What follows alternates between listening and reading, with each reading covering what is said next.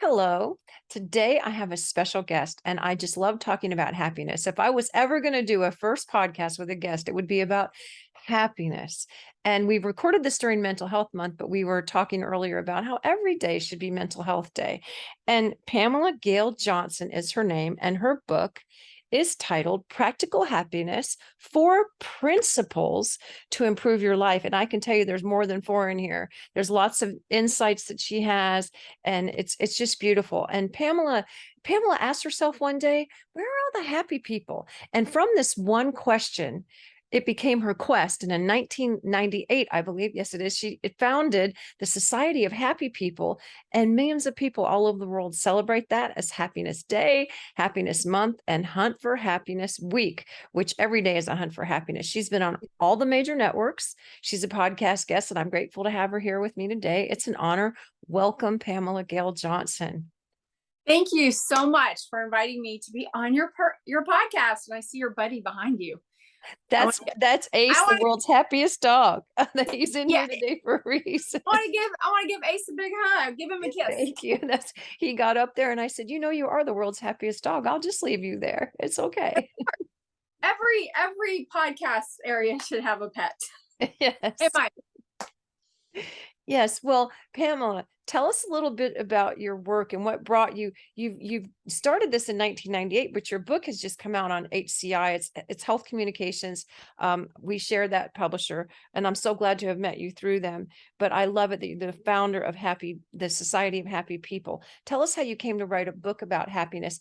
And it seems silly to even ask this, but could you define happiness for people that are listening that just say, oh, I don't want to hear about happiness, I'm not happy? Could you help define that? Tell us about your work and then define it. And it's how I define it in the book. I think when we actually just think of the word happy, we always think about this very high energetic type of happiness. And there are types of happiness that are like when we're having fun or when we're laughing, like rolling the floor laughing. There are these very high energetic types of happiness, but there's also lower vibe types of happiness, like being content or feeling peaceful or feeling spiritual.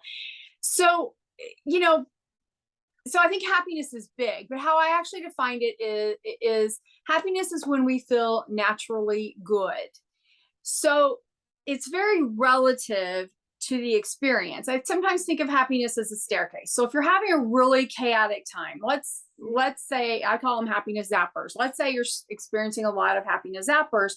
Sometimes, let's say you were holding a crying baby and you've had a baby that's been colicky and not happy all day long. And I guarantee you, the moment you take that little cute little baby that you love so much, but at this point it's causing you to have tears because you're like, I don't know how to help you.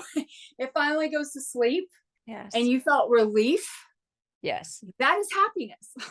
and it may not be that what you normally think of as happiness, but it's a little stair step that you feel good. You're feeling good because you're also feeling love, and you're feeling like the thing you love probably more than anything in the world is happy and content, or is at least not unhappy about something that you can't figure out. So it's a very relative experience. If you just cleaned out your garage, nobody really thinks that cleaning out a garage is, like, you're not thinking, oh, this is happy, unless you have an OCD keep it clean idea. However, then your garage would have never gotten messy in the first place because you're constantly or it's never clean enough. It's never clean enough. But unless you're in that category, when you go clean your garage, you're going to feel great satisfaction, that it's done. You're going to feel relief that it's done because you're going to be able to find your stuff, and you may actually donate a bunch of stuff. So you got to give, or you've shared with your neighbors or whatever, who's like, I must have whatever. And so there's a lot of types of happiness that aren't always as obvious. And so therefore we don't acknowledge them, and therefore we lose them. So it's a very mindful experience, but it's ultimately about the experience moments you had a few moments before. So it's a little bit sometimes like a staircase if those moments aren't all like, It does make sense that it's a staircase because there's levels, and also it was crossing my mind. I said, what Pamela is describing here are facets of happiness. Like, you might see Mhm. a big gemstone and inside it are flaws, and we cut around the, when a jeweler cuts around a stone, they cut so the flaws will be diminished, and like pain, things like that, and the facets will be enhanced. So what you're talking about is facets. That's beautiful. I love the staircase thing, because some people do have levels of happiness, and they might be happy and not know it. And you brought that up in your book. Are you happy and you don't know it? Address that for people that might be happy and don't even know it, because they might not. Well, so one of the things we have is I do have a happiness counter that everybody can get if they just go to sohp.com/gift, because we Right. identify 31 types of happiness. So I know we don't have time to go over, No, go over that's okay. In fact, could you all say of that them. again? What is your website where people can find you? I like to put it in the front instead of the end. It's sohp.com/gift, Okay. GIFT. That will get them the counter so that they can just print it off and start counting the moments of happiness they may not acknowledge. I like to Wow. think of happiness as bigger than you think. So no one's really going to walk around and go this 31 type in their head. They're probably going to come up with 5 to 10 on most days that they recognize a lot of. But I recommend you just start it with 10 minutes. Go count up all the types of happiness you experienced in 10 minutes. You might have been amused and you didn't even like really recognize it. Maybe your Wow. cat or your dog did something cute. Maybe you just saw somebody walking that was just, maybe they were singing or dancing and you just kind of grinned. Yeah. There's a lot of these small moments that we either take for granted or we just don't recognize, and we don't let them have that impact on our day like we would, let's say if something annoyed us, which is a small happiness zapper, but we'll give an annoyance that took, let's say you got stuck in traffic and you were annoyed about it all day. We will sometimes let that annoyance cloud roll with us all day long. Yes. It just follows us around and we stay annoyed all day. And it was something that, as I always like to say, big picture, if you won't remember it a year from now, let it go Yes. now. Because Truly. it's an annoyance, and why let it zap your happiness? But we'll do that. Yet we also don't do it when, let's say, your significant other got up and made coffee for you and brought it to you while you were getting ready. And it was just a super nice act of kindness. But sometimes we don't let that good feeling, because it made us feel good when somebody handed it to you. We Correct. let that, resonate with us all day long. We just sort of like forget it and go, okay, thank you. And be like, yay, I feel good for this half second. And then we're on to the next one. And I think happiness, because the happiness zappers are going to happen. There is Oh, absolutely yes. We just no came through a person. hurricane where we are, and we've got other ones on the way. So how would you Oh, address wow. trauma and tragedy to someone who who who can't feel happiness right away? As you mentioned, the staircase, because sometimes it's a crawl. I know I work as a mental health counselor. Sometimes it's a crawl to even get up once, just to be grateful that you're breathing. Some days is difficult for people. And you hear people Yeah. coming through trauma and tragedy saying, well, I've lost everything, but I have my family, or they've lost family members. How do you address that first step when someone, because this is mental health discovery and recovery podcast, how do you help people discover something that's one little tiny increment they can take toward eventually finding some semblance of happiness again when they've been truly zapped? It's a tough question. Well, I know you've probably been truly zapped. Most people do not discover things like happiness unless they have something to compare it to, which is usually the paradox of that. I think that when people have gone through trauma, number one, you have to identify it. And we live in this culture that sometimes doesn't want us to identify it, because if we don't identify the cause, then we can't manage it. So identification is the first step, and then how we manage it is going to be fluid. Some people need a mental health professional to help them manage it. They may need a life coach to help them manage it. They may find a support group that helps them manage They it. can But join your whatever, happiness society.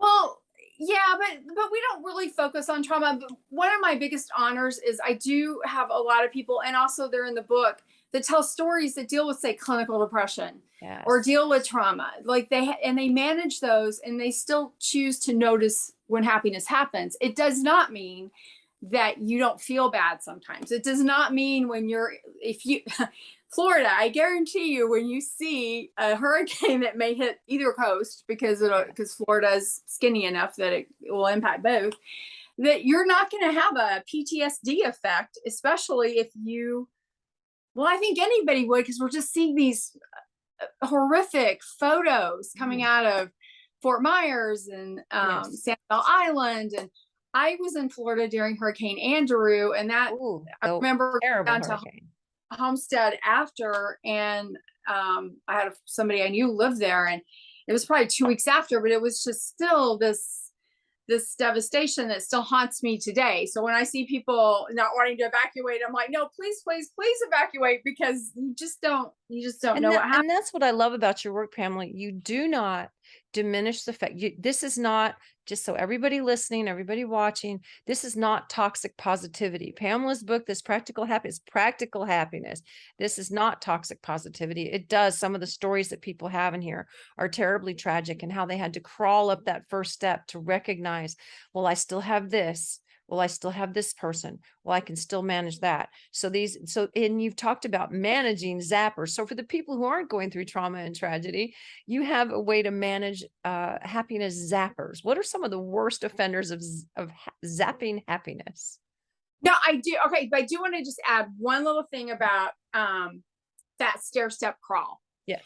So, and the people on the gratitude team always gets annoyed with me when I do this, but sometimes, let's say you're one of those people in Florida who lost everything. You lost your house, you've lost everything. And you have people looking at you going, but you can be grateful you're alive, or you're grateful that your family's with you, whether they're furry friends or people friends. I also think sometimes if you can't feel gratitude, don't feel guilty for that. Your happiness may come, like I said, in the form of feeling relief, or maybe you find your spiritual fortitude, whatever that spiritual piece is for you, that you're like, okay, God, universe, whatever you want to call it, but what's next? I'm trying to figure this out. Maybe it's a teeny moment of amusement, or maybe it's the contentment of watching a sunset and everything's calm, and you can say, okay, I have a teeny moment of inner peace, even though my exterior is chaotic. So I do, and I love gratitude, and I think gratitude is a higher form of vibration of happiness. But if people aren't feeling it, people shouldn't feel guilty. What I promise you. What I promise you is, if you start stair stepping it, whether it's with relief or satisfaction or contentment, some of these more not exciting types of happiness per se, if you start stair stepping it, you will find the gratitude. It will be there. It's just, it may not be where you're looking for it. So I do always like to add that in, because I don't think there's any of these one types of happiness that you're going to automatically feel, nor should you automatically feel all the time. Depends on the situation. And I'd imagine everyone feels all of these things you're describing, like amusement, contentment, these things, everyone feels those things differently. So I love it that you're telling people to go ahead and embrace their pain and not feel guilty, which is very important for your mental health. Everybody in this day and time, not everybody, but collectively, we're all trying to circumvent pain in a way that, there's an old saying, you got to feel it to heal it. So part of even the happiness might be to embrace it and to take help from somebody. A form of happiness is reach out for help and accept it. This is very difficult for people to do. It's one of the hardest things for me to do. I think anybody in the helping profession, which you certainly are, anybody who helps other people has a very hard time asking for help themselves. So anybody out there listening that is like that, it's very difficult, but you will find a form of happiness, because I call it humility, being humbled when you have to ask for help, when you have to reach out and say, I need help with this, or I need help with that. That's the form of happiness too, is bringing other people into your life and asking for help. Well, asking for help is love. It's self-love. And so that is one of the ultimate happinesses. When you realize you need to ask for help, it's a form of self-love. And if we don't have self-love, we can't really give love. That is so profound because that could be the very first crawl step for somebody going through something very, very difficult. Again, this is not about toxic positivity. And I know it. Toxic positivity is like, oh, you'll be all right. You'll rebuild. You'll be fine. Anything like that. Or, oh, you'll get over your illness. You'll be fine. That is not what you need to tell people going through that. Or the worst of all, and address this when people say, well, I went through something like that, and this is what happened to me. That's not helpful either. It's No, just, not unless they're asking your advice, because you're yeah, like, they know you had a house that flooded in hurricane whatever, and they, you know, are asking like, okay, how do I need to address blah blah, whatever the blah blah blahs are. Like I have an aunt who this was when the Texas hurricanes hit 2 years like in a row. Her house flooded to the mm, point that she's like 30 miles from the coast. I mean, so she's not a coastal person, she's an inland person. they still Flood get you. They just, yeah, exactly. The flooding does. The flooding still gets you. And that's what was scary about this one for Florida. The flooding can still get you, not even on the coast. Yeah. So, got it. Like literally just as everything was almost done, next hurricane comes through, same thing. They had to, redo floor. I mean, just redo everything. Fortunately, she had flood insurance, her husband, but no, I usually try to ask people just, how's your heart? Is there Yes, anything I that's can really do? kind. That's so kind of you. And How's your heart? yes, because really, after anything, any collective thing, and there's a lot of collective things going on in the world right now, we'll take the focus off Florida and just collectively, you founded a society for happiness. And part of that is people are looking for happiness and they find your society. And Yeah. in that camaraderie, they're getting support, and they wouldn't be looking for a happiness website if they were already happy. So you're helping people come up this ladder. And how did you start doing that? Like, how did this blossom for you? What was the seed? And then what was I know you said is where are all the happy people, but how did that seed blossom into what you Um, have now? well, I was working in the mental health field at the time. I worked for the Hazelden Foundation at the time I started Yes, on. that's not a happy place all the time, is it? It's addiction. Isn't it addiction? Yeah, it's addiction. So you're dealing with a lot of people who aren't happy. Or who are trying to suppress their feelings with a substance, and it doesn't work. It fails you every single time. Exactly. Or over So time it fails you. I shouldn't say every single it fails you over time. It works for a little while, but then it fails you. Yes. exactly. So I was teaching empowerment classes, not just at the treatment center, but at other places. My lecture, I did alumni relations. I wasn't a counselor, but I did alumni relations. So I joked with the counselors. I get everybody once they're sober. I get everybody when they're doing everything for the first time without substances. Yes. So, but I was doing empowerment stuff, and it was the time people had paper newsletters because we weren't online, and or to the degree we're online, and people wanted me to do a newsletter, and I'm like, oh, that sounds like a lot of work. So I thought an article, humor column on the back would be funny, because I think ultimate empowerment is not every situation that makes you unhappy or unempowered, but a lot of them you can kind of look back and see little humor twists to it. Yes. That's sort of a sign of healing. And again, there's some that will never fall in that category, but a lot do. So I was thinking about It's true. And humor is one of your 31 principles. I yeah, did an internship in a drug and alcohol rehab. And when they start this sobriety path, at first they beat themselves up, and then they start laughing not at themselves but with themselves, and then they'll all laugh with each other, and they tend when the guilt turns into a little bit of self-deprecation, and then humor, and then self-forgiveness, then they start reaching a level where they can really start to heal, and we always hope it sticks. well, if you can learn that cycle, again, that's part of those cycles. So like Yes. the 4 principles we've really already talked about. I think we've talked about really 3 of them already, because those principles, if we learn how to plug our unhappiness into them, Mhm. or even our happiness, is if like we wake up and we're just like, I'm not feeling so happy. Usually you can go through one of those principles, and it's telling you why. And then the question becomes, how do you manage it? But so when I started, I was in the mental health field. And so one of the things I noticed was, and you probably saw it, there was a chart that was like, how are you feeling? It was this huge A poster. feeling chart. Yes. Yeah, it was the feeling chart. So for kicks, I was like, well, I wonder how many of these are either neutral or positive. Yes. And there was probably 30 or 40 feelings on the chart at the time. Mhm. So when I counted them up, I'm like, there's probably like a third of these that are positive and 2/3 are not positive. And I recently did, I speak, and I recently did a speech. And so for kicks, I was like, well, how many emotions do they say exist right now? And I pulled a couple, and I even, Brene Brown's got one that said people identify with, I don't even think it was happy, but it was a derivative of, it was definitely one of the happy types.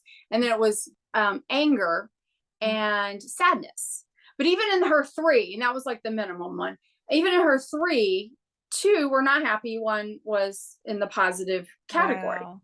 And so, but then there was all the way up to a chart that had like 400. And I didn't go really count all the 400, but I almost can guarantee you it's probably a third to 2/3, because most of them fall in that category. So for kicks, I was at a sales conference for Hazel. Then I was in the publishing side, and I saw my coworker and I'm like, let's come up with 10 types of happiness. And we actually came up with 18 really fast. And I eventually grew it to 31, and I've interchanged it a few times. So I would easily say I have a list of 45 or 50 that feelings that make people feel good, because discovering more even after you've written your book. So it's evolving. That's great. yeah, or it's just, I've just interchanged it sometimes, because 31, in all honesty, sort of overwhelms people. Okay. And so I kind of stuck it as our number there. And then there's one for every day in August, which is Happiness Happens Month. So I've just kind of kept it there. But there could be, there are some other derivatives that are positive, but we don't think of them. But I thought, if I'm asking people, are you happier than you admit you are? So are you happier than what you're talking about? That was our first tagline. Okay. If I needed to give them some other emotions. And it's one of my concerns about the mental health space we're in now. Yes. Is that we do not include happiness as part of mental health. We assume it is the absence of chaos, conflict, of the unwanted, whatever that is. So it could be you deal with depression, but it could also be your marriage is in chaos, or you've got a child who's dealing with some, Yes. some unpleasant things, or you've survived a hurricane, or your job, you're like, I'm just not really happy here. I mean, it could be, we assume the absence of those things is what makes us happy. And that is not true. What makes us happy is when we recognize all the times we feel good.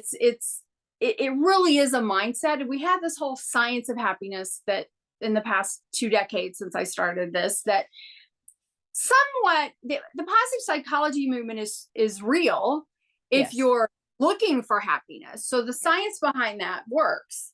However, and I'll use this as a personal example, scientifically, I would feel really good if I went and ran for 30 minutes every morning, because it kicks off all my happy endorphins. Yes. Having said that, I dislike sweating. I dislike running. I dislike all of those things to the point that my mindset about it negates whatever endorphins get kicked off. Our bodies fight our brains all the time. I am not feeling good when I do that, because I don't enjoy it. Now I enjoy yoga. I enjoy other forms of activities meditation that do those same things, but I don't enjoy the actual running.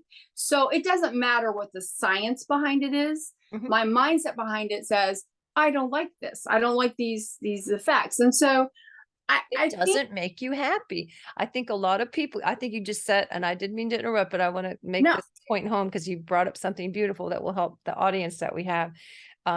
If it doesn't make you happy, don't do it. I tell people all the time, do not do yoga if it hurts you. Find something you like. I don't care if it's weightlifting. Find some exercise that you like. That's what makes people happy. I always tell people we're going to focus on, I'm a solution focused therapist. So I focus on the solution instead of the problem. I don't say, how does that make you feel? I ask how you want to feel and how can I get you that way, which is exactly what you're describing. So what blossomed from you teaching classes, back to our question, is how this book came about. So you were learning from the people you were teaching. They were empowering you as you were empowering them. And you discovered these patterns that you divulge and boil down into 4 principles. Can you just map out those 4 principles for us in order? Well, the first one is happiness is personal. Aha. So Just what we talked about. If you don't like it, running, don't run. well, exactly. And also we live in a culture where groupthink is somewhat dangerous because we think if everyone likes X, I should too. Or maybe we think our significant other wants to do X, I should too. And it's not that you should never do things with the people you love that you might not be on your happiness is personal list. Right. You're getting other kinds of happiness in that situation, giving, love, those types of things. But you also still need to include some of your happiness as personals in your life. Yes. 10 minutes a day, 15 minutes a day, Yeah. whatever that is. Like if it's going to get a massage, or if it's going to do something with your girlfriends, or whatever that is, or it's binge watching for a day, you have to include that. And it doesn't matter if anybody around you agrees or disagrees. If they laugh at your favorite binge watch show, but it makes you feel good to watch it, keep watching it. So that's The our first one. Is happiness is personal. Yeah, it's personal. It's personal to you. The second one is happiness zappers are manageable. And I personally think probably at least half of our happiness comes from how we manage those experiences, because they're going to happen. And some of them, and you asked about this one earlier, and I didn't totally finish it, but there's I also give those 5 types. So one is unhappiness, and unhappiness is a long-term road because it's usually connected to grief. So if your house just got flooded and damaged and you're not going to get to live in it again, you're in a rebuild place, you're going to have to grieve that. There's a loss that goes with that. And it's not something you just wake up and go, okay, I'm not going to be unhappy today. Just, you can say, I'm going to look for the positives. You're going to say, I'm going to notice every time I feel good. Yes. It may only be 5 times, but I'm going to notice those, and I'm going to give them a hug, because I need that for balance. But grief, obviously the biggest one is death of a person or a pet, but it can be a career. It can be an estrangement in a family. It can be, or with friends, that something's happened and there's an estrangement going on. It can be a health situation. When you go to the doctor and you're like, you need to change your lifestyle. So there's a lot of things we have to grieve. And those are somewhat, that's a more complicated happiness zapper to manage, because it's, again, just long-term. It's complex. I'm actually coaching somebody right now who's on 2nd year. She had like 3 major losses in deaths in a year. And she keeps saying, I should be past this. And I'm like, no, It's sweetie, personal. no. Back to your first principle, that it's personal. And Yeah, the zappers can be manageable, but just to acknowledge and be conscious. So consciousness of this is important. Right. We don't just we just don't get rid of it. So the second one is stress. Now, something that stresses you today might not stress you tomorrow. Just stress is very dependent on our situation. Like if you got no sleep last night, you may wake up today and everything stresses you. It's just because you're exhausted. So how we manage our stress is going to vary depending on what we are. Some people need to go running or go do kickboxing, or some people need to meditate. I was in a power yoga class one time and they kept saying, you're stronger than you think you are. And I don't know how I ended up in this class. I think it was a sub person. I'm like, I already know I'm strong. I come to yoga because I need to be calmer than I think I am. I need to be, that's my stress, my stress relief. But for somebody else, they need that power piece. They need to feel more powerful so that they can maybe manage their stress. So that's where we're all different, and it all manages. Yeah, so stress, we all have some every day, and there's even good stress, but we still can't live in that state nonstop. The next one is fear. And I always like to preface this. The enemy. I always like to preface this with, if you're in a physically fearful situation, like the house is on fire, you're dealing with somebody who's abusive to you physically or emotionally, get the correct help. So there are legitimate fears that exist. Yes. The vast majority are between our temples. They're the things that stop us from doing something on our bucket list. They stop us because we might be bad at it. I heard somebody, they said they didn't want to play darts because they might be bad at it. Well, have you ever played darts? No. Well, you'll probably be bad at it until you at least try it. long enough to see if you get good at it. Yes. Like Michael Jordan probably didn't make free throws the first time he did one. He had to practice, and they said through his whole career he would practice that. So we always have to start somewhere. But fears will zap our happiness. The next one is chaos. But what I seem to remember about chaos is it's usually temporary, and temporary could be anywhere from a few minutes to maybe a few days. But usually For a long time, the world is in flux right now. Yes, we're watching a chaotic world. Yes. Well, and I would say that type of chaos probably moves over to stress, because Right. if you It like becomes a collective stress. consciousness. Yeah, we all feel the stress. Yeah, and so then how do we manage that? Like, I think I'm really big right now on, we just have to limit our news. We can't be on 24/7 news. No. It doesn't mean to be completely away from it, but if the world is going to collapse, somebody will text you. So if the asteroid's about to hit us, I hope people heard that very well. If the world is going to collapse, someone will probably text you. Terrible, terrible for some people to think about, but somebody probably will, because I do know 24/7. I often prescribe. I can't prescribe medication, but I often prescribe digital detoxes for people. Like limit. Watch it in the morning, or read the news instead of watching it, because then the images don't create like a vicarious PTSD, because that's what happens. I don't think people realize you're changing your brain when you watch this footage of people being sad over and over and over and over. Sometimes you have to limit it and realize it's there and be conscious. So what are the other things? If you watch it at night, counter that by watching your favorite sitcom or something. I wouldn't go watch. Get some dopamine by laughter. Yes. Laughter, fun is the antidote for fear. I have always said that. And I had a doctor ask me about that. So we'll move into this part of it. But when you have fun, you get dopamine and endorphins. When you're fearful, you get cortisol and adrenaline. So when people say, oh, that just seems so Pollyanna, no, there's neuroscience to it, because you've studied neuroscience as well. Yes. There's science behind this happiness stuff you're teaching. You always have to balance it. And so I think that, like I said, if if you watch the 10 o'clock news or 11 o'clock news, make that last show listening to one of the sitcoms or the comedians, or go watch your favorite 1980s Friends episode, or, listen to some happy music. I mean, there's a million. Back to principle one, it's personal. Whatever makes you happy, that's personal. Yes, that's positive. Yeah, but give yourself the gap. Give yourself the gap between like you said, all the not happy things that triggers, and the other stuff. If your favorite sports team loses and you're unhappy about that, give yourself that gap thing. So you sleep good and you're not cursing the coach and the players all night long. It just sort of happens. So back to the other, go ahead. Oh, the final one. Oh, that's why I love this part. The final one is annoyances. Okay.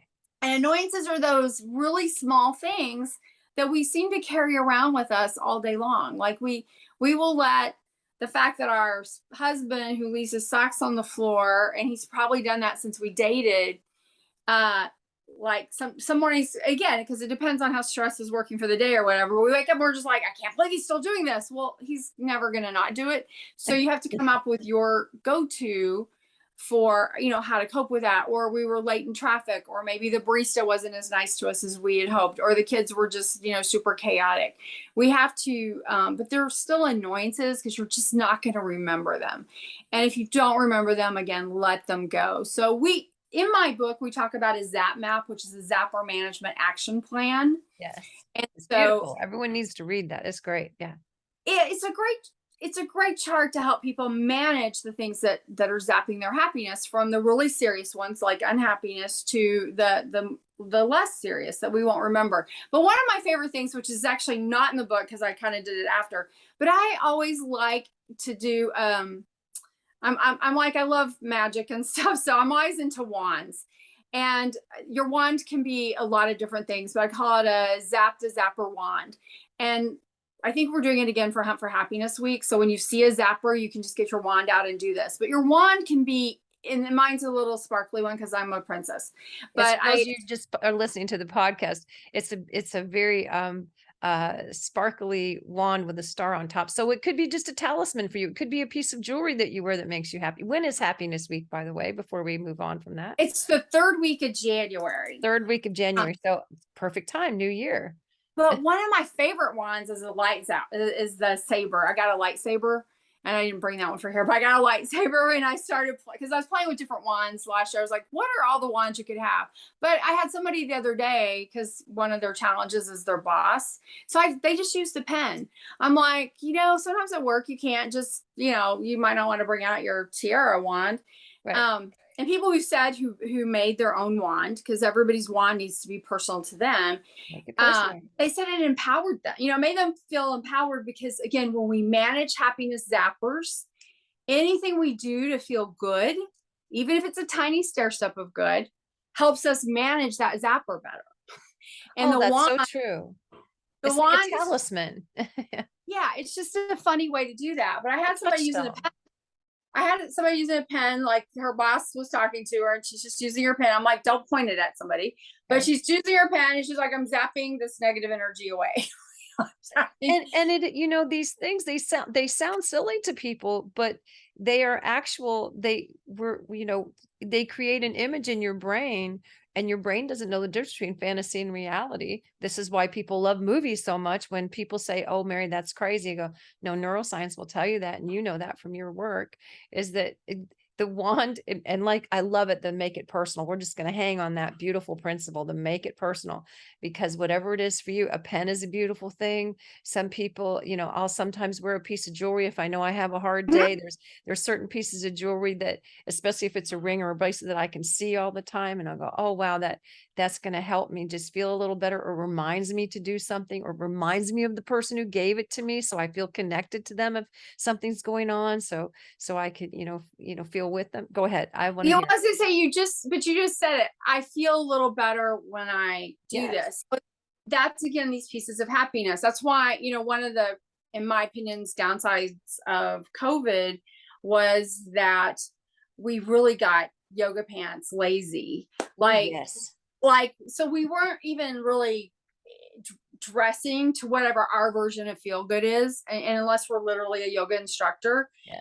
They have a lot of cute yoga clothes, but a lot of us just, and I will put myself in that category, you're like, yeah, I wore this 3 days, okay, it's still not smelling, I'm going to stick it back on today because it's just easier.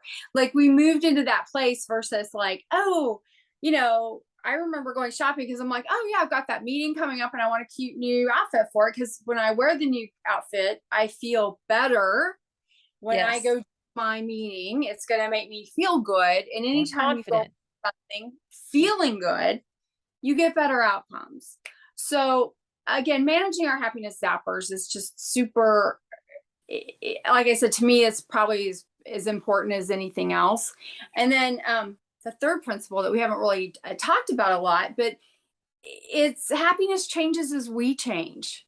And I find, when I coach people, one of the things that I find is that they're trying to cling on to past happiness, and it just doesn't stay the same. So I like to use this example because I think people can relate. Let's say your family has a favorite vacation spot and they go there every year. So you've gone there for 10 years. Every one of those 10 years was not the same because the people involved changed. Maybe even the cabin you stayed in changed. There's changes that happen. It doesn't mean it's still not your favorite vacation spot, but it also means it's not the same. And so as our life changes, we're going to what we think of that makes us happy, or what makes us feel good, our happiness is personal list, again, changes. When you, and I think of parenting, because so many people who've parented, these are common stories. There's a window, you're like going, if I could just go to the bathroom by myself for 5 minutes, I would be so grateful. And fast forward probably a decade, and you're like, if I could just get my teenager to have dinner with me, I would be so grateful. So that experience changes based on where somebody is. It's and oftentimes, again, we aren't living in the present. We're not being mindful of our happiness when we're trying to recapture happiness from the past that again, even the similar experience will not be the exact same. It will No, be no, no. And in fact, the word nostalgia, it's a good word. We all think of nostalgia as a positive word. In therapeutic terms, nostalgia sometimes denotes a longing for the past, which it creates a paradoxical feeling of happiness and sadness that you can't go back there. It's a paradox. So that's what you're describing there. So and yes, it evolves and changes. And also novelty makes people happy. And you described it. It's evolution. well, yeah, and doing things for the first time. Anytime, one key to happiness, and I think the scientific world shows this, when we're learning something new, that makes us happy. If we ever get to this place, we don't have a bucket list, because somebody told me once, well, if you're content, I forgot what they were kind of just dishing being content. And I'm like, being content doesn't mean you don't have a bucket list. It doesn't mean you don't want to go learn French. It just means when you look around, you say, you know what, I wouldn't, I adore my spouse. My kids are in a good place. I'm financially okay. I wouldn't change a lot. My health is good. I'm in good health. I wouldn't change a lot of the biggies. I'm really content. And that's an okay place to be. Doesn't mean you don't think, oh, I really want to go to Greece. I'm going to go study that vacation. I really want to do XYZ, because these things also make me happy. However, if I didn't get to do those things, I'm still pretty happy.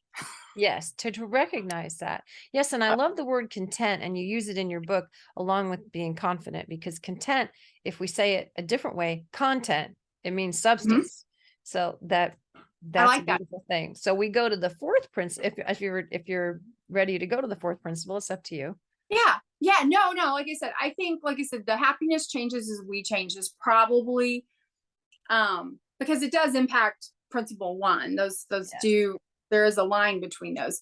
Um, but I do think that is one of the things that people kind of roll their eyes at. Like when I bring it up if I'm doing presentations, people are like, well, of course I know that, but do you apply that?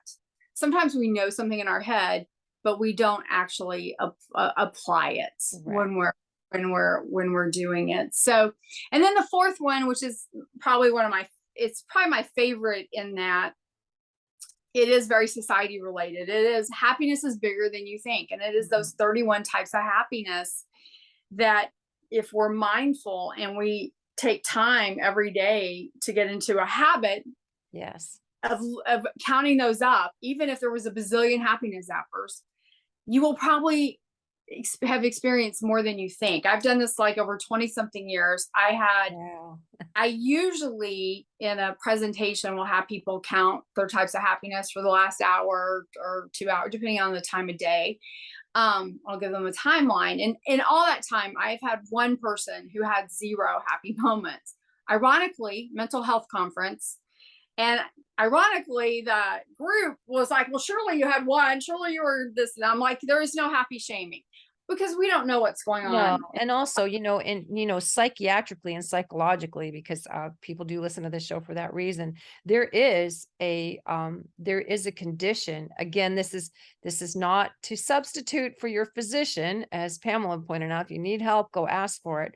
But there is a condition called anhedonia, which means your brain, not you personally and not you psychologically, but your brain lacks the capacity to feel pleasure. Your pleasure center is awry, and sometimes neurologists can find that. So there are conditions like that. So this is what I love about your book, is it's not a one size fits all. It helps people listen to themselves about what makes me happy. You're asking people to tell themselves what makes them happy, with 4 beautiful, very concise principles that are also personal, to make it personal. Well, making it personal, acknowledging your happiness zappers. And in the case of the person who found 0, my thought is always, like you said, grief is unhappiness that's Oh yeah. connected to grief.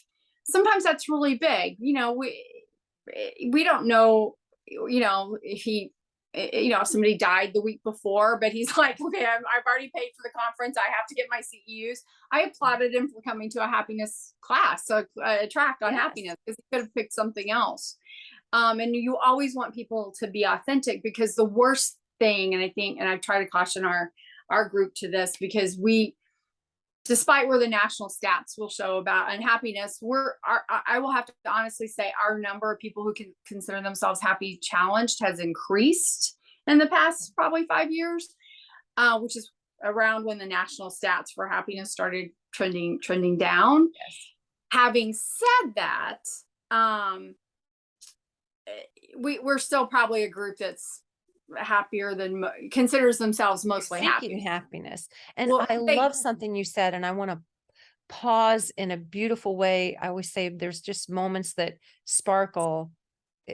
Just we're moving the darkness around. When we do things like that and shedding light on it. Do not happy shame people. Not everybody needs to tell you what they've been through.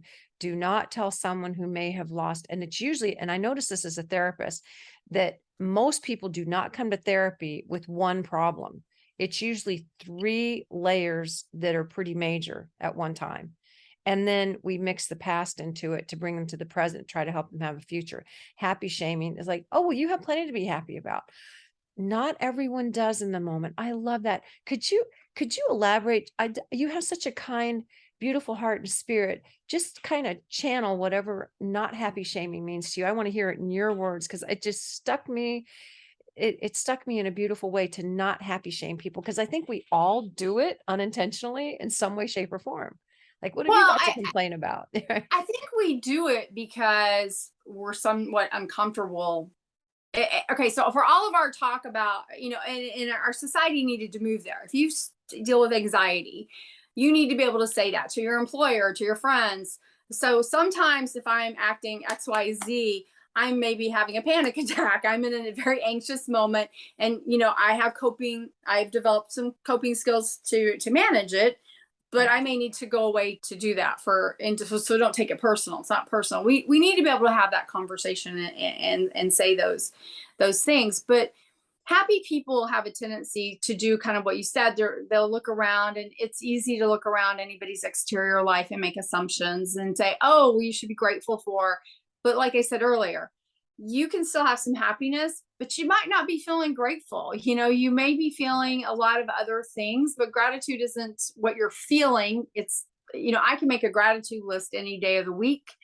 On my worst day, I say I lived a blessed life. I live a blessed life, and I know this in my head. Some days I don't feel blessed, but I don't want somebody shaming me for that. I don't want somebody telling me I should feel blessed. I want somebody saying, here, let me give you a hug, because then I might feel love. Then I might feel, I feel like that somebody was, being kind. I can feel these other kinds of happiness. It's why when somebody goes through, I even quit telling people condolences after I know my mom passed away. People would come up to me and go, well, she's in a better place. And I sometimes I would want to whip around and go, really? Have they been there? How do you know that? I mean, and again, I have a unique Whether you believe it or not, it's just, if no one's really been there, and even though there's near-death experiences, I'm just saying they don't really know. I always say, to break these mental health myths, whatever doesn't kill you makes you stronger. Those kinds of things. So yeah, you that's can't not do necessarily true in the I moment. think happy shaming is not done intentionally. But if you're in a mood, if I walk in and I'm just having a cranky day because I didn't get enough sleep, so everything's annoying me, I'm just super whatever, and you're walking in trying to be like, oh, like, let's cheer you up. I've got a peace sign up for the listeners, but usually you've got the peace sign up with one finger not up, because you're just like, sometimes you just need to own that, like, I'm not feeling happy at the moment. And if you own it versus pretending it's not there, you're going to walk through it quicker than if you press it. And so for all the happy people out there, like I said, the worst thing you can do for someone who's not happy is to try to make them happy. You can be kind. I think you should always be yourself. You should be you, but you shouldn't be like, I'm going to smile at you, so you smile back. I mean, if you smile, smile, but don't do it with the intent that you're changing how somebody else feels. But you have to make someone happy. The best thing you can do sometimes is just sit with somebody in silence It's to Yes, just, and listen, it makes the person that you're trying to make feel better actually feel better if you say little to nothing and you're just there, right? That to yeah, just, silence of their pain. I even That's say what we that call sometimes. holding space for people. Exactly. I say to, so now when somebody loses something, all I usually say to them is my heart hurts for you, because I just know they're in pain, and my Mhm. heart hurts for their pain. Yes. I don't put any other platitudes. I don't do Right. other platitudes on it. I will even sometimes, because I know, especially when you're grieving, you initially sometimes can't talk about it, and because it just gets stuck there in your throat Yes, chakra. it And is. It is stuck in your throat. It's your so I'll vagus sometimes, nerve. Yes. I'll, Yes. I'll say to people sometimes, like, you know what? I know we don't live in the same town, so I can't come over and just sit with you, but I am happy just to sit with you on the phone in silence. We don't even have to talk. Or if you want to talk about something super silly, we can do that too. We can do, but we don't even have to talk about what's going on. But I just want you to know I'm there for you. I'm just, Ah. I'm there. And that actually usually helps somebody, the most. I have an acquaintance who, she just hates life. She hates everything, and she uses that word a lot. So And what she's like, advice would you give her? Because we're well, we're when we're I coming to do, a close, and I was going to head that way. What advice would you give for somebody who's heard this entire thing? If somebody, listened to it and they're still skeptical and they're cynical and life is just beat up on them, and Lord knows I've had my shares of life beatings too, and you just say there's no way that I can ever be happy. How can you address that? It's not so much advice. How can you address that and help them come up a couple steps or even just one step? well, that's what I tell her. I'm like, because she's like, I'll never be happy, and I'm like, I think happy. I agree that happiness is way too far of a stretch for you right now. I don't know. I don't like the word never for very Yeah, for men. I like it. You're agreeing with her. So that's great. So I'm like, maybe let's just try to dislike life. Can we move from hate to dislike? Here you go. You're crawling one little tiny step. Yeah, and some days we're she's better with it than other days, but I'm like, she's actually really funny. She's got so much going for her. But like I said, I'm always like, let's just try to just get you to dislike life, because I think she thought once she found out about the society that I'd always be trying to make her happy, and I learned early on in the society you can't, you can't do. No, and to meet people where they are is important. And yeah, and they teach us in therapy class many times, just don't give advice. I'm giving advice on not giving advice, but really when you give advice, not everybody, it's not a one size fits all. That's what I love about your book. Well, But yes, to start where a person like that is. it's living, and as we're talking, I think with your book, the happiness is personal fits, because if you don't self-care, if you don't have boundaries, if you don't know how to do those things, it makes it much more difficult to have the patience, if you will, to deal with somebody who's truly unhappy, Yes. to People pleasing have does the, not make you happy. Thank you, Pamela, for bringing that up. Because I wrote a book about codependency, is what Pamela's referring yeah. to. And people pleasing does not make you happy. It makes you miserable. Because if you're trying to please 3 or 4 different people with different agendas, oh my goodness, talk Well, about, then you lose all your sense of and personal you can't awareness. people, I mean, people please, if you're having to go to this trouble to people please, you're dealing with somebody who's not happy themselves. And so that gets back to your, your North Star. Your own North Star has to Yes. be self-love and self-care, and taking care of yourself, and knowing, how to deal with your happiness zappers. People pleasing, and I like to help. Somebody told me, they're like, you're the giving tree, like a giving tree person, and I love to help, but I also know sometimes I have to, To step um back and help yourself. yeah, I have to go have that day for recharge, or I have to, like, no, I can't take their call because I know they're just going to yell at me about how much they hate life, and I'm just not in the space to help them, because they're still going to hate it tomorrow. Yes. Just like the woman you addressed, because some people are just born with negative neural pathways and we have to teach them resilience. Some people are born with resilience and some people are born with negative neural pathways. So when you read Pamela's book, you'll see how to force your negative neural pathways, if you have them, over to the positive in increments with 4 principles. So yes, any closing thoughts you'd like to have, and how can people find you? Well, My closing thought is happiness is part of your mental health. And that means it is not the absence of things that create a happiness zapper. It is not the absence of things that take away happiness. And that means you have to work to find it sometimes. It doesn't mean it's just a byproduct that shows up if everything appears well. And I think that's missing from our mental health conversation. And I think even therapists have to start trying to, not in a toxic positivity way, but in a realistic way, saying, hey, you're right. You're going to be feeling these things that don't feel as good. But I challenge you today to focus on finding 3 things that felt good, or, whatever. It depends on the person, but, find that too, to help with that balance. And if people want to celebrate happiness with us when they happen to be happy, they can visit sohp.com or just Google Society of Happy People, and we usually come up in the search engine pretty fast.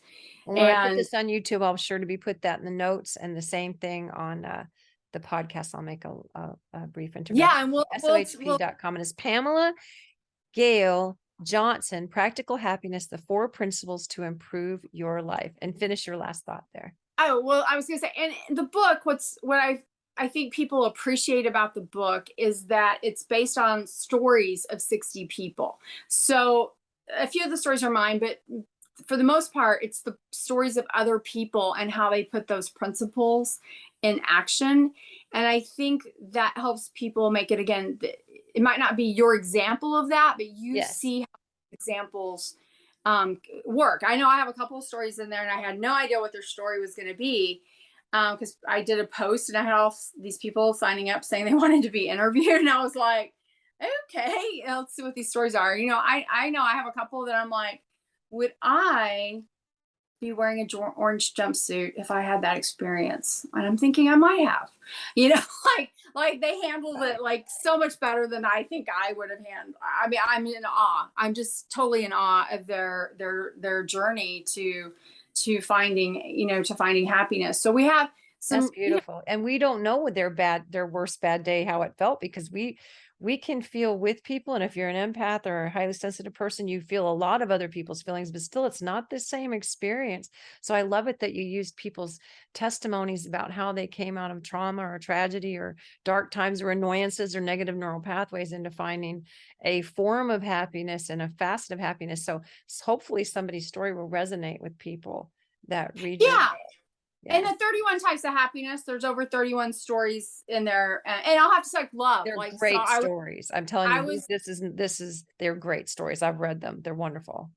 In love, I knew I wanted more than one story because there's so many kinds of love. But like the self-love piece, I totally forgot until this woman's telling me her story. I'm just asking people different questions, and she starts telling her story, and I'm like, self-love. I totally forgot self-love. So she has a story in there about her journey to self-love.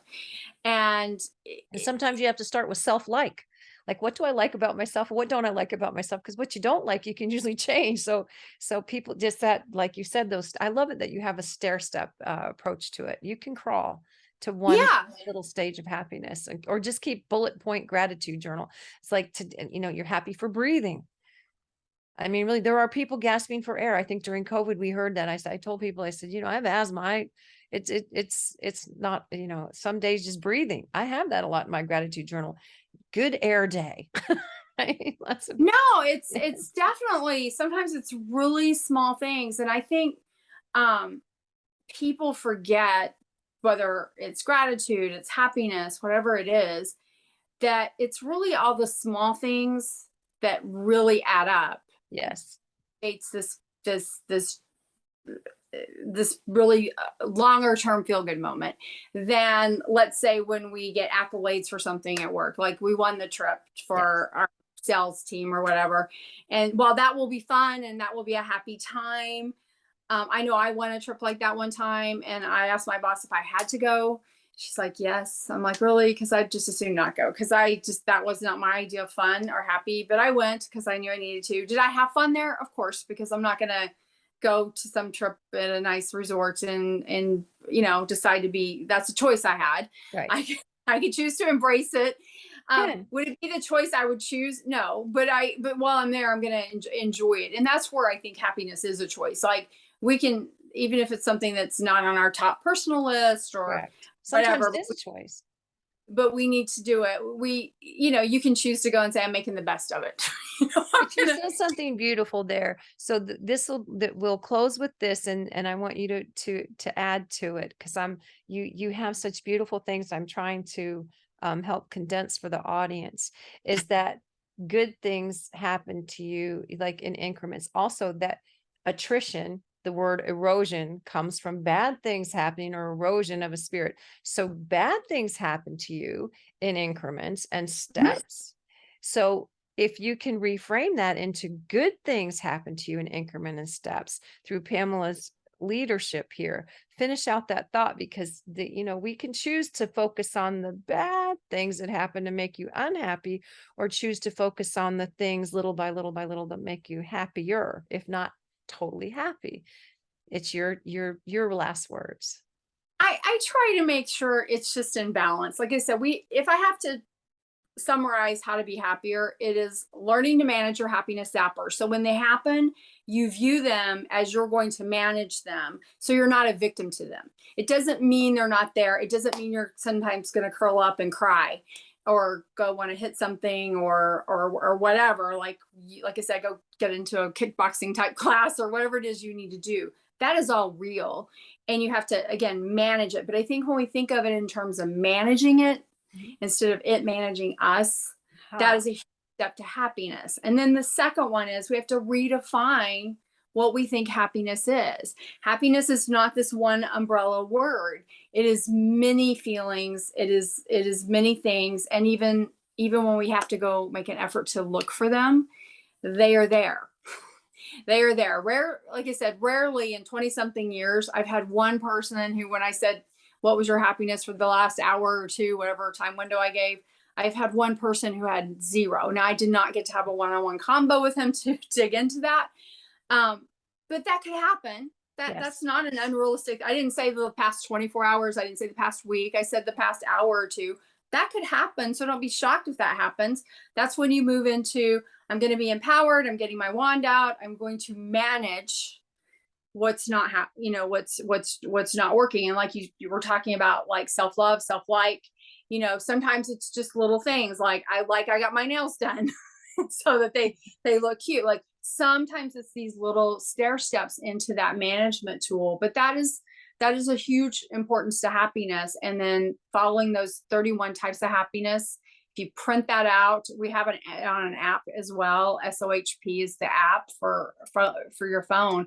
If you print that out and you're just kind of like, I can't 100% guarantee you, but I can 90+% guarantee you will recognize you experienced one of those in the past 30 minutes or an hour. And you have a Facebook page too, don't you? A Society of Happy People. Yes, we're on like pretty much all the social media. Look for Pamela Gail Johnson on social media, because not only do you have to just read it or feel disconnected from Pamela, and you're going to have a collective consciousness of people that are supporting you in your happiness journey, wherever you're starting. It's all on the webpage. If you are at sohp.com, you can connect with us in many different ways.